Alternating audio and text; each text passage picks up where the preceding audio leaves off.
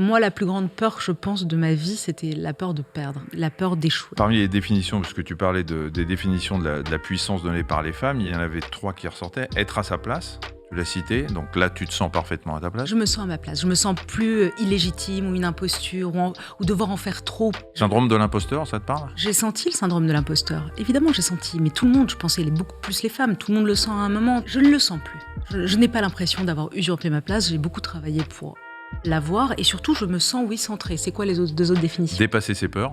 Je ne sais pas si on les dépasse.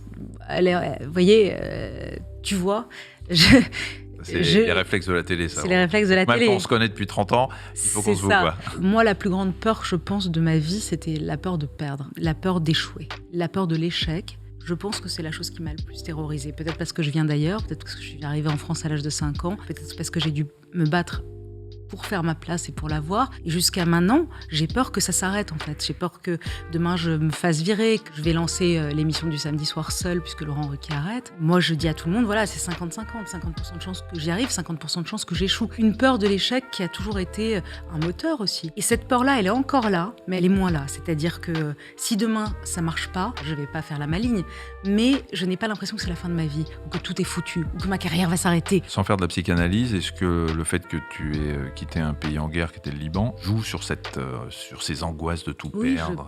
Je pense que c'est quelque chose qui se transmet par ses parents. Et même si mon père s'est battu et il est devenu professeur, diplomate. Comment te dire? C'est marrant, c'est le syndrome de l'exilé. Il se sent pas encore chez lui. Il se sent pas encore. Si, il se sent chez lui, bien sûr. Enfin, je veux dire, en plus, c'est quelqu'un qui a vraiment fait une très belle carrière en France et qui se sent libanais, tout ce que tu veux. Mais t'as toujours peur qu'à un moment, même si t'y es arrivé, même si t'as été parfaitement intégré, même si t'as peur qu'à un moment on te dise c'est fini. Je pense que cette peur-là, elle me l'a transmise et puis ensuite c'est l'histoire de ma vie. J'ai peur de tomber, j'ai peur de trébucher. Dans ton livre, il y a plein de témoignages qui sont passionnants. Je me suis intéressé un peu à celui de médecins. Il y a Chloé Berthelus que tu as interviewée, qui est une chirurgienne.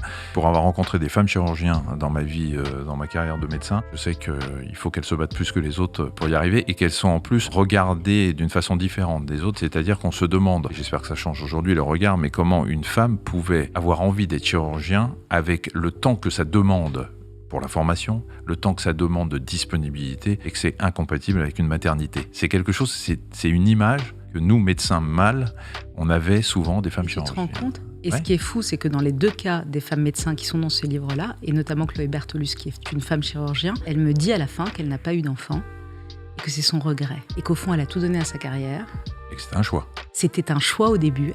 Elle dit, et c'est-à-dire c'est un des moments les plus forts, les plus bouleversants, où elle dit « J'ai choisi ma carrière, je me suis battue pour être chef de service, je me suis battue pour plus que les autres, etc. » Et aujourd'hui, je pense qu'elle a au-dessus de 50 ans, et elle m'a dit à la fin, si c'était à refaire, c'est une forme de regret de ne pas avoir eu d'enfant. Et ça, on en revient toujours à la même question pour les femmes. Tu vois, toi, tu as fait une carrière magnifique, Michel. Tu as eu 3 enfants et... J'ai pas eu besoin de m'arrêter pendant plusieurs mois. Et tu n'as pas eu besoin de t'arrêter, avec ce risque de revenir aussi, de ne pas retrouver le poste que tu avais, et de ne pas retrouver le salaire que tu avais, et qu'un autre ait pris ta place. Et ça restera toujours cette inégalité homme-femme.